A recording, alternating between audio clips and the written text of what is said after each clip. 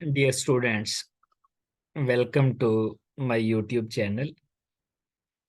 Dear students, IR spectroscopy, इसमें हमने अभी तक इसका बेसिक प्रिंसिपल, इसमें वाइब्रेशन कौन कौन सी होती हैं और फिर हमने फैक्टर्स डिस्कस किए हैं। आज का जो हमारा लेक्चर है ये इंस्ट्रूमेंटेशन पे है। दो तरह के इंस्ट्रूमेंट यूज होते हैं IR स्पेक्ट्रोस्कोपी में, एक डिस्पर्सिव IR और दूसरा FTIR। जो डिस्पर्सिव IR स्पेक्ट्रोमीटर है, या मोर टेक्निकली प्रिसाइजली हम इसको स्पेक्ट्रोफोटोमीटर भी कह सकते हैं, because we are using infrared radiations, we are using radiations. Dispersive infrared spectrophotometer, ये कन्वीनियंट है, ज्यादातर यही यूज हो रहा है। यूज करना थोड़ा कन्वीनियंट है क्योंकि इसमें जो डिस्पर्स हो जाती है इंफ्रारेड बीम, उसमें एटमॉस्फेरिक गैसेस जो होती हैं, मॉइस्चर, कार्बन डाइऑक्साइड वगैरह, और या दोनों तरफ जो सॉल्वेंट यूज होता है रेफरेंस में और सॉल्यूशन में, उसका जो इफेक्ट है वो ये ऑटोमेटिक कैंसिल कर देता है, सब्ट्रैक्ट कर देता है। एक्चुअली ये इंटेंसिटी की रेशो मेजर करता है। डिस्पर्सिव इंफ्रारेड स्पेक्ट्रोफोटोमीटर में हमारे पास सबसे पहले सोर्स है IR का। ये सोर्स हीटेड वायर भी हो सकती है या फिर ये नर्स्ड ग्लोअर भी हो सकता है। और जो नर्स्ड ग्लोअर होता है, उस नर्स्ड ग्लोअर में हम यूज करते हैं rare earth oxide. Rare earth oxide, कौन कौन सी रेयर अर्थ ऑक्साइड यूज करते हैं? एक तो जर्कोनियम होता है ऑक्साइड, दूसरा हम यूज करते हैं येट्रियम, और तीसरा एर्बियम। ये तीन मेटल हैं, ये कंपोजिशन होती है नर्नेस्ट ग्लोअर की। तो यहाँ से भी हमें रेडिएशंस मिल जाती हैं। ये हमारे पास रेडिएशन के सोर्सेज हैं। अब जो रेडिएशन इस सोर्स से आती हैं, ये मिरर से आकर यहाँ से स्प्लिट हो जाती है। ये हमारे पास मिरर है, ये फर्स्ट मिरर है इसमें इंस्ट्रूमेंट में। ये स्प्लिट कर देता है इसको दो बीम्स में। It divides IR radiations into two beams of equal intensity, जो कि नेक्स्ट मिरर के पास चली जाती है। ये इक्वल इंटेंसिटी की दो बीम इस मिरर ने जनरेट कर दी हैं, और ये दोनों तरफ हमारे पास नेक्स्ट मिरर्स हैं। ये मिरर नंबर 2 है, ये दो मिरर हैं। अब ये जो इक्वल इंटेंसिटी की दो यहाँ पर बीम्स प्रोड्यूस हुई हैं, एक रेफरेंस में से पास होगी और दूसरी पास होगी जो हमारे पास सैंपल सेल होगा उसमें से। ये हमारे पास रेफरेंस सेल है, और रेफरेंस सेल के साथ ये इस तरफ हमारे पास है सैंपल सेल। अब देखिए, अगर तो हमारे पास यहाँ प्योर कोई लिक्विड है, प्योर है, तो फिर यहाँ पर रेफरेंस यूज करने की जरूरत ही नहीं है, क्योंकि हमारे पास प्योर है।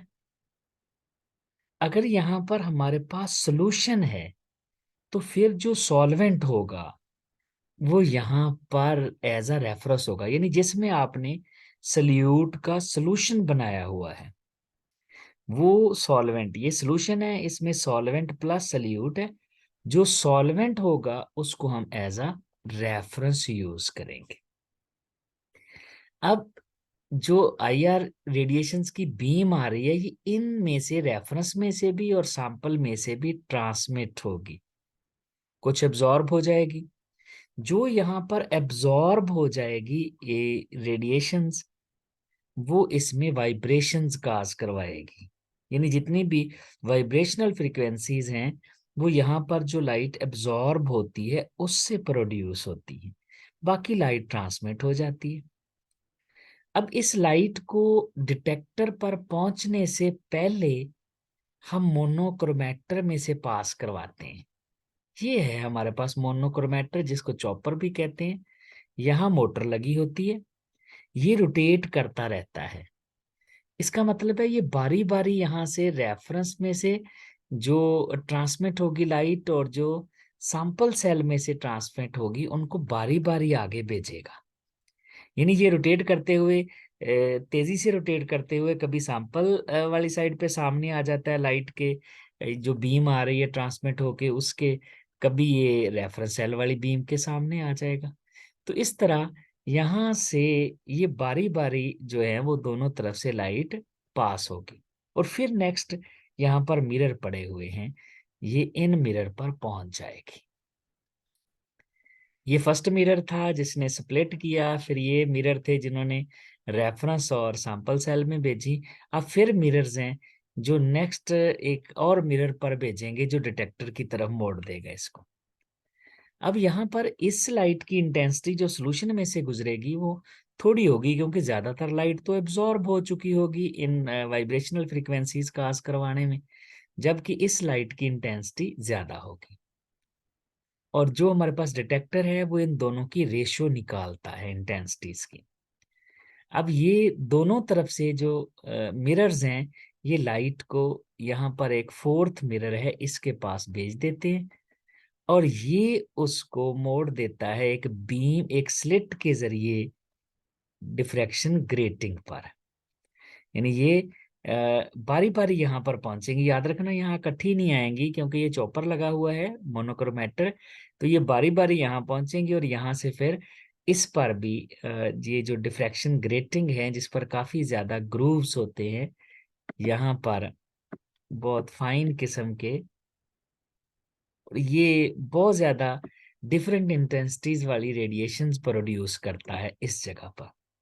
याद रखिएगा ये भी मूव कर रहा होता है, मूविंग होता है, और ये मूविंग जो है इसके ऊपर चूंकि ग्रूव्स होते हैं साथ मूव भी कर रहा है, तो यहाँ काफी ज्यादा रेडिएशंस प्रोड्यूस होती हैं जो एक नेक्स्ट स्लेट है हमारे पास उसमें से पास करती हैं। यानी ये भी स्लेट 1 है, ये स्लेट 2 है, यहाँ रेडिएशंस पास की, और वो स्लिट में से सिर्फ वो वाली रेडिएशन, वो वाली लाइट, वो वाली फ्रीक्वेंसी पास करेगी जिसकी रेंज 400 से 4000 पर सेंटीमीटर में होगी, वही यहां से निकलेगी और डिटेक्टर पर पहुंच जाएगी। अब डिटेक्टर जो यूज होता है वो थर्मोकपल है। ये क्या करता है, ये टेम्परेचर डिपेंडेंट है। ये टेम्परेचर को, ये हीट को जो लाइट से, जो रेडिएशन से, जो बीम से प्रोड्यूस होती है, ये उसको सिग्नल में कन्वर्ट करता है, जो सैंपल से भी ट्रांसमिट होके आ रही, रेफरेंस से भी, और ये फिर उनकी इंटेंसिटीज की रेशियो निकालता है, और उससे ये सिग्नल जनरेट करता है। और ये जो सिग्नल जनरेट करता है एक्चुअली वो फ्रीक्वेंसी डोमेन सिग्नल होता है। यानी ये डायरेक्ट हमें फ्रीक्वेंसी डोमेन सिग्नल दे देता है, जिसमें एक्स एक्सेस पे फ्रीक्वेंसी और वाई पे परसेंटेज ट्रांसमिटेंस होती है। अब डिटेक्टर से फिर जाता है एम्पलीफायर में। एम्पलीफायर सिग्नल जो है उसकी इंटेंसिटी को इम्प्रूव कर देता है, बढ़ा देता है, एम्पलीफिकेशन कर देता है, और फाइनली हमारे पास रिकॉर्डर में ये आईआर स्पेक्ट्रम आ जाता है। इस स्पेक्ट्रम में हमारे पास एक्स एक्सिस पे फ्रीक्वेंसी है, ये फ्रीक्वेंसी डोमेन सिग्नल है, और वाई एक्सिस में हमारे पास परसेंटेज ट्रांसमिटेंस है। ये कस्टमरी ट्रेडिशनल है कि ये स्पेक्ट्रम हमारे पास फ्रीक्वेंसी डोमेन में ही आजकल हम यूज कर रहे हैं। अब चूंकि ये जो हमारे पास डिटेक्टर है ये इंटेंसिटीज की रेशियो मेजर करता है, तो परसेंटेज ट्रांसमिटेंस में इंटेंसिटीज की रेशियो, ये इंटेंसिटी हमारे पास सैंपल की है, और नीचे जो इंटेंसिटी है वो है रेफरेंस की, और ये दोनों की रेशियो है। अब रेफरेंस से जो इंटेंसिटी आएगी वो ज्यादा आएगी, इसका मतलब है ये रेशियो लेस देन 1 आएगी, तो फिर हम इसको 100 से मल्टीप्लाई कर देते हैं, ताकि ये जो रेशियो है ये जो है 100 ट्रांसमिटर्स परसेंटेज में आ जाए, बड़ी वैल्यू आ जाए। अब यहाँ पर इस इंस्ट्रूमेंट का फायदा ये है कि यहाँ पर जो सॉल्वेंट होता है, चूंकि दोनों तरफ यूज हो रहा होता है, तो ये सॉल्वेंट को ऑटोमेटिक सब्ट्रैक्ट कर देता है।